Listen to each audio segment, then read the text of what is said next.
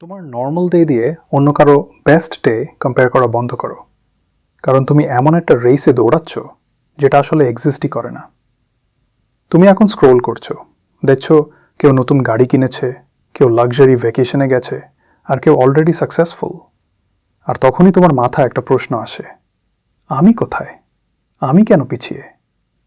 কিন্তু একটা কথা শোনো, সোশ্যাল মিডিয়া আসলে একটা হাইলাইট রিল। এখানে কেউ তাদের ফেইলিওর দেখায় না, তাদের স্ট্রাগল দেখায় না, তাদের খারাপ দিনগুলোও না। তুমি অন্য কারো এন্ড রেজাল্ট দেখে নিজের স্টার্টিং পয়েন্টকে জাজ করছো। এটা কম্প্যারিজন না, এটা একটা ট্র্যাপ। এই ট্র্যাপ থেকে বের হওয়ার একটাই রাস্তা, নিজের ওপর ফোকাস করা। অন্য কেউ কী করছে সেটা না, তুমি নেক্সট কী করবে সেটাই ম্যাটার করে। প্রতিদিন 1% করে বেটার হও, নিজের লাইফটা নিজেই বিল্ড করো। তাই বলছি, স্টপ স্ক্রোলিং, স্টার্ট বিল্ডিং। ভিডিওটা রিলেটেবল মনে হলে